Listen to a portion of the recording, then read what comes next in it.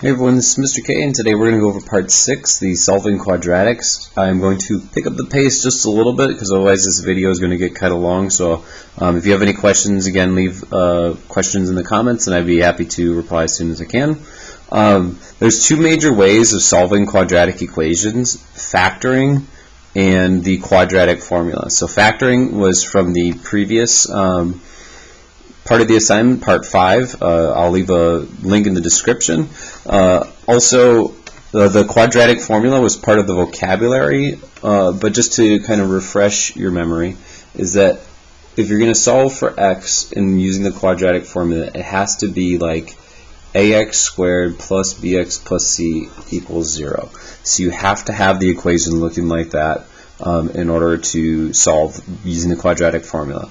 I can tell you that factoring is not always possible. The quadratic formula is almost always possible. There are some instances where the graph it never crosses 0 when you set it that way, and so that there is no real solutions, and you'll see that in one of the problems that we have on here. So getting started right away, I'm going to factor all the ones that are factorable. I will give you advice as to what A, B, and C are, and then you can use the quadratic formula. If you need to look up the quadratic formula, I would do so. Also, there are some videos with how to program the quadratic formula into your calculator. So the first one's factorable. They both have an x, so I'm just going to factor that out, and we'll have 7x minus 3. And again, watch my previous video for factoring. Now once you have it this far, since this is set equal to 0, we do what's called the zero product property, where you can set each individual piece equal to 0. And so for one of my answers, I get x equals 0, or I can now set 7x minus 3 equal to 0. And now it's just solving for x like you normally would. So I would add 3 to both sides, and I would have 7x equals 3, divide both sides by 7. And so your two answers or two solutions would be x equals 0 or x equals 3/7. For the second one here, since it's not in this form and it doesn't, like, these aren't the same, so it's not factoring by grouping, which is another way to factor, I distributed this, and then I'm also going to subtract 2 on both sides as well, and I'm just going to combine all of that stuff. So we have 4x squared minus 8x when we distribute that, and then minus 5x squared plus 5x, and then minus 2, and that equals 0. So when you distribute those, subtract the 2, that's what you get. If you combine like terms, you'll get negative x squared minus 3x minus 2. And then here you could quadratic formula where a is -1, b is -3, c is -2, or I'm going to factor. Also going back to here, if you're going to quadratic formula, a would be 7, b would be -3, c would be 0 because there's no number by itself. So factoring, first take out the GCF, and you get x squared plus 3x plus 2. And now this would factor to x plus 2 and x plus 1. Order doesn't matter, so if you had those flip-flop, that's fine. And then setting these equal to 0, you would get x equals -2 or x equals -1. And that's it. The next one is not, number 3 is not factorable. So your A would be 1, your B would be 6, and your C would be 4. And then it's just a matter of mashing through the quadratic formula. You should end up, if you're doing the quadratic formula correctly, you'd end up with 3 plus or minus the square root of 20 over 2, and then this square root can be simplified. It's really the square root of 4 times the square root of 5, and so that square root of 4 is 2, and that's also a previous video.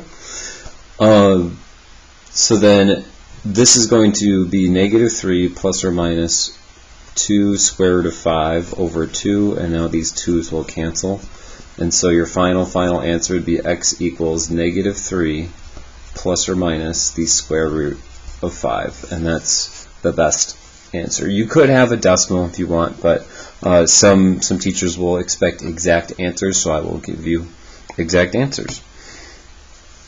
The next one, number 4. Since this is not set equal to 0, the first thing we need to do is set it equal to 0. So I'm going to subtract the 3x and add 3 on both sides.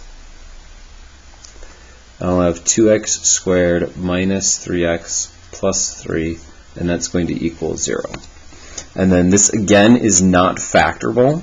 When you do the quadratic formula, you end up with 3 plus or minus the square root of negative 15, and then that's all over 4. Since we cannot do the square root of negative 15, you could say that this has no real solutions. The other thing you could do is we could use imaginary numbers by using I. So if I were to do that, I would write this as 3/4 and then plus or minus I, and then square root of 15 over 4. And that would be like your imaginary solutions.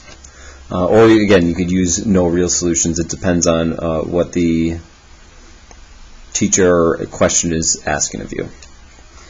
The next one, subtract 12 on both sides, set it equal to 0.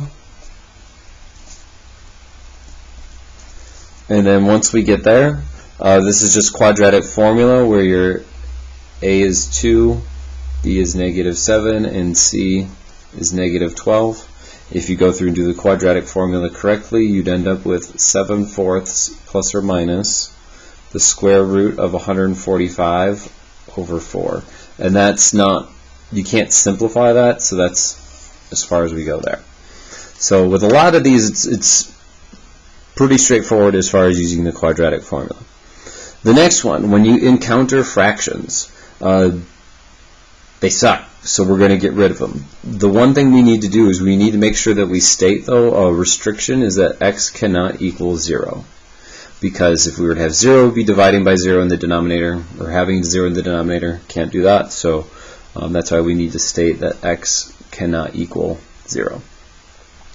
After that, I would multiply everything by the common denominator. So I see 6 and I see x, so our common denominator for all of these would be 6x. So you can multiply every single value or term by 6x. And if you do that, that essentially eliminates that fraction and makes the problem much, much easier to solve. So here we'll end up with 6x squared. The second term, the x's will cancel and you're left with just plus 6. And then the third term, or on the other side of the equal sign, so equals, the 6's will cancel and you're left with just 13x. And now this is a lot like the other problems that we've done before. I'm going to subtract 13x on both sides, and then just make sure that you write it in descending order. So 6x squared minus 13x, and then plus 6. That 13x has to go in the middle, because if you want, you could factor this, but that's like, again, if the negative 13x or minus 13x doesn't go in the middle, it's going to mess up your factoring as well. So just making sure that's in that descending order or quadratic formula, it's going to mess them both up. If you factor, you get 2x minus 3 and 3x minus 2. Set both of those equal to 0, and you should get x equals 3/2 or x equals 2/3. And so those would be your two answers. And again, you could quadratic formula if you want. I mentioned the next two I mentioned in my factoring video, where like these are just special ways of factoring. The first one is going to factor to x squared minus 1, and then x squared minus 8. And then we could set both of those individually equal to 0. If you do that, the first one, you should get x equals plus or minus 1, because again, if I have x squared minus 1 equals 0, add 1 to both sides, you get x squared equals 1. Whenever you square root both sides, when you're doing like an equation, you cannot forget that plus or minus. So that's why we end up with the plus or minus 1. For the next one, if you were to solve for x correctly and simplify the radical, you would get x equals plus or minus 2 square root of 2. So we actually end up with 4 solutions for this problem. The next one, kind of similar, only instead of like this being x squared and this being an x, it looks like they were cut in half, because the square root of x is the same thing as x to the 1/2 power. So this is going to factor to the square root of x minus 9, and then the square root of x minus 1 equals 0. And again, solve both of those individually. You should end up with x equals 81 or x equals 1. The last one, number 9, just like we did before, the multiply everything by the common denominator. In this case, the common denominator is going to be x squared, because this is x squared, and this would just need to be multiplied by x to get x squared, so that's our common denominator. That's what we're going to multiply everything by, so multiply everything by x squared. And here they would cancel, up with 1 minus 1x, and then equals 6x squared. You could then get all the terms to one side. So I'd add x on both sides, subtract 1, and you end up with 6x squared plus x minus 1.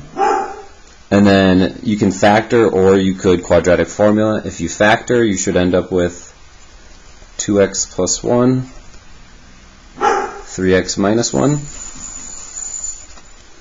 And so our final answers would be x equals negative 1/2 or positive 1/3. And that's it. I hope you found this video helpful, and have a great day.